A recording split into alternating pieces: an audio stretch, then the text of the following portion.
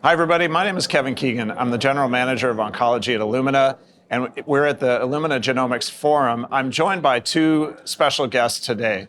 We've been spending a lot of time at the IGF talking about the patient impact of precision medicine and genomics for oncology, and I want to introduce these two gentlemen.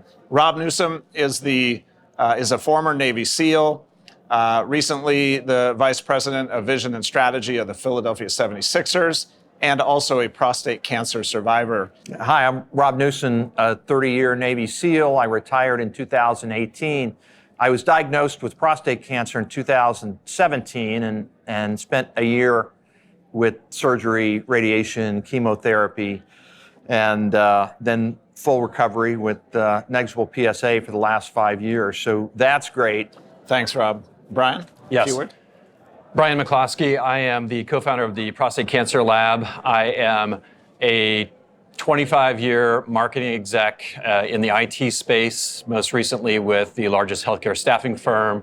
And in 2016, I was diagnosed with prostate cancer. It was not metastatic at the time. I went through surgery. I thought we got it. Unfortunately, we did not. And since then, I've been through 9 therapies. I've had 2 surgeries now, chemotherapy, immunotherapy, hormone therapy, several different targeted therapies. And so I'm still on my journey. Thanks a ton, both Rob and Brian. Your experiences are so valuable in the context of this forum. You know, we have spent a lot of time the last few days talking about technology, genomics, really cool flow cells, sexy instruments, and oncologists. But your voice and your experience is really at the root of everything that we do here in this forum and also in the genomics industry.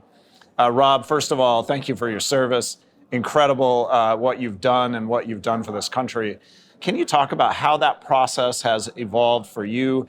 And what do you think the next thing is really necessary in terms of creating more awareness within the military, special forces, and also vets? Right.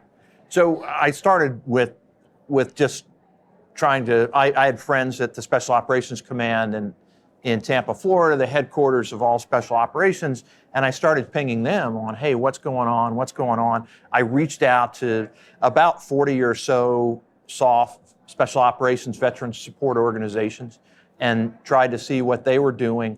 There wasn't a lot of activity. There was a general sense we had a problem, but not much movement. So I was able to coalesce an effort to have a conference last December on cancer and special operations.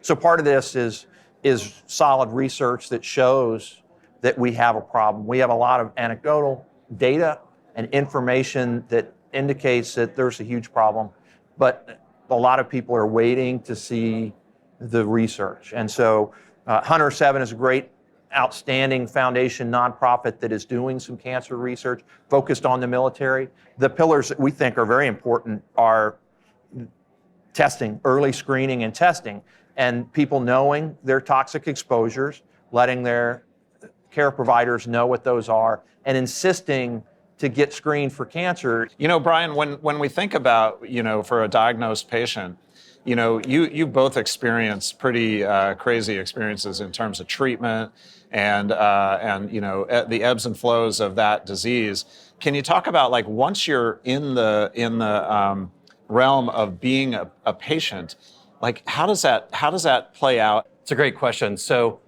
if I look at my cancer journey, I've got a graph that kind of tracks my PSA, which is a biomarker for progression of prostate cancer. And I have 9 key decisions that I've had to make along the way, and they all tie to what is my next treatment. And it's always, a lot of anxiety around what that treatment is. I'm a data guy, so I'm going to go after the data. And so data is rooted in diagnostics. And so we started the Prostate Cancer Lab really with that foundation, which is how do we get better insight into our cancer? We recognized that there were other patients that also had shared that same belief. And so we're like a marketplace that sources from about 4 different service providers that provides treatment options for patients. And then those patients then take those aggregated sets of treatment options to their physician so that they can have a really educated conversation about what their next treatment option is. We're really built to provide answers for cancer patients that are at those advanced stages. Yeah, that's amazing. Now, I'm going to try to bring these two things together, right? So here we have, by the way, we all live in California, in fact, Southern California, in fact, San Diego. And we have all the resources in the world in this town, right? VA hospitals, Moore's Cancer Center, UC San Diego, Illumina, like all kinds of stuff going on. And yet patients are still getting missed in terms of early diagnosis. You think about who you're addressing with your new initiatives into the VA and 107 and stuff like that. How do you integrate that kind of education, awareness, and actionability within the veterans group? When I worked in Afghanistan for Admiral McCraven, we did an approach called swarming. And the intent was to have everyone with different capabilities, different missions, and different focuses focus on the same thing within their boundaries. And really, I think that's what we're talking about, is to get organizations aware of a problem set and how they can affect it, and then everyone do what they do focused on this problem set. And so I think there's enormous opportunity, especially in San Diego. And I think we're at a tipping point. Brian, what about you? So I think about it just from the standpoint of like translational medicine. So how do you bring all this amazing science that's happening in the lab to the bedside? Average provider provides, 20 minutes with their patient. It's not enough time. They need to understand this entire landscape of all of these amazing developments and work with us and work with with these labs and these research institutions to integrate this into the patient care and do it in a safe way. And so what we try to do is act as that voice to help to bridge that gap between what's happening in the lab and what's happening at the bedside. That's great. A couple of threads that have been pulled through this last couple of days. You may have seen the technology presentation yesterday morning, and Alex talked about pulling all these different functional people, engineers and scientists and everything else to figure out these really complex problems. What we haven't been able to do is what you two described. Like, how do we pull these organizations, partnerships, and organizations together to drive toward a common, solution? And you talked about the swarming idea in Afghanistan. Like, why don't we take that type of approach in terms of creating better access and awareness in these patient populations? I'd love to get your perspective on that. Yeah, what it takes, and the cancer space is a great area to do this, it takes people not being concerned about credit or guarding their equities. And so every organization has to be a little bit more open to collaboration and sharing their insight and their knowledge, and being open to stretching just a little bit outside of what is normal to be able to do that. And I think cancer, especially cancer in the military, is a great opportunity to pull people together and have a big win for everyone in a more collaborative and open space. So it's there. It takes a lot of coordination and collaboration that people aren't used to, and maybe a little top cover with respect to information flow that takes some significant management. Yeah, really, really great perspective on that. Brian, when you think about talking to newly diagnosed patients or patients, I've talked to you and folks like Bryce before, like when they get thrust into this situation, the first question is like, what do I do next, right? How do we tell the story on the what do you do next, Brian? Right. So when you're diagnosed with cancer, you just don't expect it, and every cancer patient deals with it differently.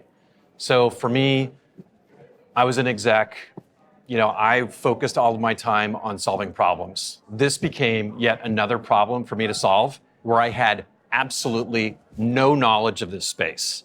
So I think, the first thing is that patients need to grab a hold of this and understand that they must take an active role in their care for many different reasons. If it's not only just to provide them with the satisfaction that they're doing everything that they can to help themselves. And so the patient voice in, rallying everyone together, I think is so important. And not every patient has that voice. Some just don't want to deal with it. And I understand that, right? And so, again, this is just an opportunity for patients to get really involved in their care. And I think when there's that collaboration, particularly with the provider, I think magic can happen. And I think that the outcomes for patients can be much better than if they're not involved. Yeah, I couldn't agree more. I got to tell you, your voices as patients and as advocates are so powerful in this tone. I'm going to switch gears to just a little bit and not talk about cancer, but kind of relate it to cancer. We're all surfers. This is how I met you. And of course, you're a surfer. I surf as a therapeutic tool, right? It kind of normalizes me. Can you talk a little bit about things like surfing or those types of activities, like how it plays out, like in your activity role or related to surfing in general? So, Rob, how about? I know you're relatively new to this, but I'd love you to hear it. No, it's in the veteran space, there's a whole surfing movement. Surfing is therapy related to PTSD or traumatic brain injury or just transition in general. So there's nothing like being out on the ocean and there's a lot of talk about being present. When you're on a wave, you are nowhere but on that wave. There's really nothing like being in the ocean. The negative ions, however you want to think about it, or if you're surfing with, I've got family that are involved with surfing and grew up, taught them how to surf. Just the therapeutic benefits, the physical activity of getting in. Yeah, so my invitation now for both of you is I want to go surf with you two guys and let's make that happen. But also, we oftentimes I've talked to both of you about the Morris Cancer Center and of course there's a surfing crowd there. We want to link this whole story with the VA, with Morris Cancer Center, with the Prostate Cancer Lab out in the ocean and make that happen. Again, thank you so much for your time. Thank you for sharing your voices and experiences in this. And thanks for joining the Illumina Genomics Forum. I think these guys represent the real reason why we're here in this forum and why we're so committed in Illumina in the oncology business. Thanks, Rob. Thanks, Brian, so much. And thank you, everybody.